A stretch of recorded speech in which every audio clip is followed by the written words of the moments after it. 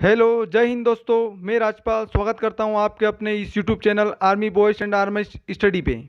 आज की जो क्लास है अपनी, उसमें हम जीके के मोस्ट इंपॉर्टेंट क्वेश्चन करेंगे जो आपकी एग्जाम में बार बार पूछते हैं। चलिए जल्दी से स्टार्ट करते हैं अपनी क्लास। पहला क्वेश्चन है अपना, जनसंख्या के आकार की दृष्टि से भारत का सबसे छोटा राज्य है। इसका आंसर ए सही हो जाएगा, सिक्किम। सब छोटा राज्य सिक्किम है। चलिए अगले क्वेश्चन पे बढ़ते हैं। 2011 की जनगणना स्वतंत्रता प्राप्ति के बाद की कौन सी जनगणना है? चलिए सभी आंसर कमेंट में करें। इसका आंसर सी सही हो जाएगा, 7वीं जनगणना। ठीक है दोस्तों, चलिए अगले क्वेश्चन में बढ़ते हैं। जनगणना कितने वर्ष में एक बार की जाती है? सभी कमेंट में आंसर करें जल्दी जल्दी। इसका आंसर डी सही हो जाएगा, 10 वर्ष में। जनगणना हर 10 वर्ष में होती है। चलिए अगले क्वेश्चन पर बढ़ते हैं। 2011 की जनगणना किस राज्य की आबादी अधिकतम थी? जल्दी जल्दी जल्दी आंसर कमेंट में करें। 2011 की जनगणना के अनुसार किस राज्य की आबादी अधिकतम थी? इसका आंसर सी सही हो जाएगा, उत्तर प्रदेश। चलिए अगले क्वेश्चन पर बढ़ते हैं। भारत में पहली बार जनगणना कब हुई थी? चलिए आंसर कमेंट में करें जल्दी जल्दी। इसका आंसर बी सही हो जाएगा, 1872 में। चलिए अगले क्वेश्चन पर बढ़ते हैं। भारत में पहली बार जनगणना किसके कार्यकाल में संपन्न हुई थी? आंसर कमेंट में करें जल्दी जल्दी। इसका आंसर सी सही हो जाएगा, लॉर्ड मेयो के शासनकाल में। चलिए अगले क्वेश्चन पर बढ़ते हैं। जनसंख्या की दृष्टि से विश्व के बड़े देशों में भारत का कौन सा स्थान है? आंसर कमेंट में करें जल्दी जल्दी। इसका आंसर बी सही हो जाएगा, द्वितीय स्थान। जनसंख्या की दृष्टि से भारत का विश्व में दूसरा स्थान है। चलिए अगले क्वेश्चन पर बढ़ते हैं। जो भी नए भाई चैनल पे नए हैं, चैनल को सब्सक्राइब, चैनल को सब्सक्राइब, शेयर एंड कमेंट करें। चलिए अगला क्वेश्चन है। 2011 की जनगणना के अनुसार विश्व की कुल जनसंख्या में भारत की भागीदारी है लगभग। आंसर कमेंट करें जल्दी जल्दी। इसका आंसर बी सही हो जाएगा, 17.5। चलिए अगले क्वेश्चन पर बढ़ते हैं। भारत में प्रतिवर्ष किस देश की जनसंख्या के बराबर वृद्धि हो रही है? आंसर कमेंट करें जल्दी जल्दी। भारत में प्रतिवर्ष किस देश की जनसंख्या के बराबर वृद्धि हो रही है? इसका आंसर ए सही हो जाएगा, ऑस्ट्रेलिया। चलिए अगले क्वेश्चन पर बढ़ते हैं। पारादीप बंदरगाह किस राज्य में स्थित है? आंसर कमेंट करें जल्दी जल्दी। इसका आंसर बी सही हो जाएगा, ओडिशा में। पारादीप बंदरगाह अपना ओडिशा में। चलिए अगले क्वेश्चन पर बढ़ते हैं। भारत में प्रथम विद्युत ट्रेन कब चली थी? आंसर कमेंट करें जल्दी जल्दी।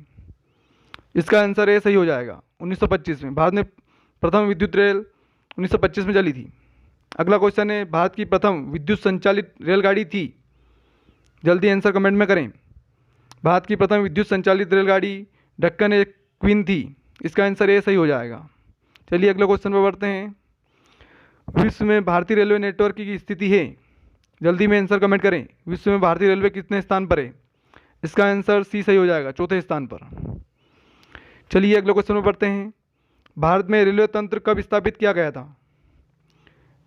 चलो बताइए जल्दी जल्दी सभी। इसका आंसर डी सही हो जाएगा, 1853 में। अगला क्वेश्चन है, भारत में प्रथम रेलवे लाइन किसके शासनकाल में बिछाई गई थी? आंसर कमेंट में करें जल्दी जल्दी। इसका आंसर सी सही हो जाएगा, लॉर्ड डलहौजी के शासनकाल में प्रथम रेल चली थी। जो भी चैनल पर नए हैं, चैनल को live subscribe, share and comment करें। अगला क्वेश्चन है, दक्षिण भारत का मैनचेस्टर है। आंसर कमेंट में करें जल्दी जल्दी। इसका आंसर कोयम्बटूर हो जाएगा, ऑप्शन ए। चलिए अगले क्वेश्चन में बढ़ते हैं। भारत के किस राज्य को चीनी का कटोरा कहा जाता है? आंसर करें जल्दी जल्दी कमेंट में। इसका आंसर ए सही हो जाएगा, उत्तर प्रदेश। चलिए अगले क्वेश्चन में बढ़ते हैं। दुर्गापुर लौह इस्पात संयंत्र किस देश के सहयोग से स्थापित किया गया था? इसका आंसर ए सही हो जाएगा, ब्रिटेन। दुर्गापुर लौह इस्पात संयंत्र ब्रिटेन की सहायता से स्थापित किया गया था। चलिए अगले क्वेश्चन पर बढ़ते हैं। राउरकेला इस्पात संयंत्र की स्थापना हुई थी। आपको बताना है राउरकेला इस्पात संयंत्र की स्थापना किसकी सहायता से हुई थी। इसका आंसर सही हो जाएगा, ऑप्शन डी, जर्मनी के सहयोग से। चलिए अगले क्वेश्चन पर बढ़ते हैं। रूस की सहायता से स्थापित लौह इस्पात संयंत्र हैं। आंसर कमेंट में करें जल्दी जल्दी। अब आपको बताना है रूस की सहायता से स्थापित लौह इस्पात संयंत्र हैं। Option A Bokaro, option B Bhilai, option C Visakhapatnam. इसका आंसर हो जाएगा ऑप्शन डी, इनमें से सभी। चलिए अगले क्वेश्चन में बढ़ते हैं।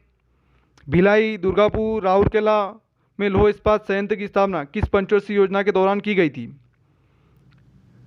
इसका आंसर बी हो जाएगा, दूसरी पंचवर्षीय योजना के अंतर्गत भिलाई, दुर्गापुर, राउरकेला लौह इस्पात संयंत्र की स्थापना की गई थी। चलिए अगले क्वेश्चन में बढ़ते हैं। स्वर्ण मुख्यतः कहाँ पाया जाता है? आंसर कमेंट करें जल्दी जल्दी। स्वर्ण मुख्यतः कोलार में पाया जाता है। ऑप्शन सी सही हो जाएगा, कोलार कर्नाटक में है। चलिए अगले क्वेश्चन में बढ़ते हैं। निम्न में से किसको भूरा कोयला कहा जाता है? इसका आंसर डी हो जाएगा, लिग्नाइट को भूरा कोयला बोलते हैं।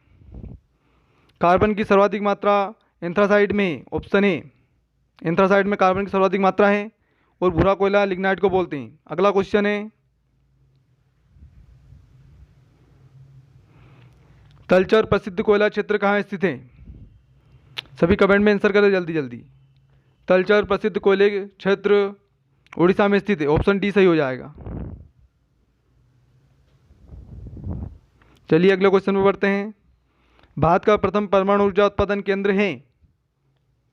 इसका आंसर बी सही हो जाएगा, तारापुर महाराष्ट्र में। चलिए अगले क्वेश्चन में बढ़ते हैं।